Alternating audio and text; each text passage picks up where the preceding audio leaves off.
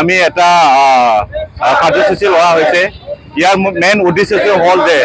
Assam judicial service যে grade 3 Nikhil Bodo ছাত্ৰ সন্থাৰ এটা দীৰ্ঘদিনীয়া এটা দাবী আছিলে যে আসাম জুডিচিয়েল সাৰ্ভিস গ্ৰেড 3 যে ইয়াত মেইন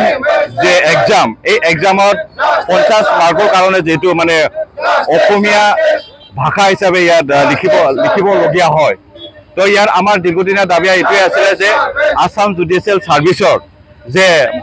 বড়ো ভাষাক ইয়াৰ অন্তৰ্ভুক্ত কৰিব লাগে আৰু দ্বিতীয়তে লগতে যে ৰিসেন্টলি এটা এডভাৰটাইজমেন্ট ওলোৱা হৈছে যে জুনিয়ৰ এডমিনিষ্ট্ৰেটিভ সাৰ্ভিস এই সাৰ্ভিসত আমি দেখিবলৈ পাইছো গুটি অসমৰ টোটাল 367 এনেকুৱা পোষ্ট আছে ইয়াৰ ভিতৰত আমাৰ কোকৰাঝাৰৰ 9টা চিৰাঙৰ 5টা ওদালগুৰিত তেনেকা ধৰণৰ আছিলে তো আমাৰ দাবীটো এইটোৱে যে আমি যেটো মানে বড়ো মাধ্যমৰ পৰা ছাত্ৰ ছাত্ৰী যেন এই পৰীক্ষাৰ পৰা আমি বঞ্চিত নহয় ইয়াৰ কাৰণে আমি আজি কোকৰাঝাৰ জিলা নিখিল বড়ো ছাত্ৰ সন্থাৰ উদ্যোগৰ এইটোৱে আমি অসম চৰকাৰ আৰু গুৱাহাটী হাইকোৰ্টত আমি দাবী জনাব বিচাৰিছে যে আসাম জুডিচিয়েল সাৰ্ভিস গ্ৰেড 3 আৰু গ্ৰেড জুনিয়ৰ এডমিনিষ্ট্ৰেটিভ সাৰ্ভিসৰ অতি সোনকালে বড়ো ভাষাত ইয়াৰ অন্তৰ্ভুক্ত কৰিব লাগে যেহেতু বড়ো ভাষা আমাৰ অসমৰ সহযোগী ৰাজ্যিক ভাষা আৰু এই চিটুলৰ এটা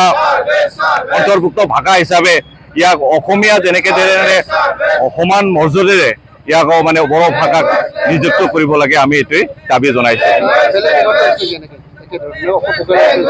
এইটো আমি আজি গুটি অসমৰ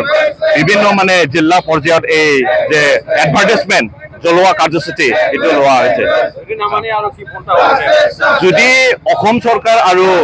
গুৱাহাটী হাইকোৰ্টে আমাৰ যিটো ডিমাণ্ড এই ডিমাণ্ডটো যদি অতি শীঘ্ৰে সিহঁতে যদি একচেপ্ট নকৰে তেতিয়াহ'লে আমি অনাগত দিনত গণতান্ত্ৰিকভাৱে নিখিল বড়ো ছাত্ৰ সন্থাই এই বিষয়ক লৈ পেলাই আমি ধৰ্ণা বা বিভিন্ন আন্দোলনৰ কাৰ্যসূচী আমি ৰাখিম। Thank U.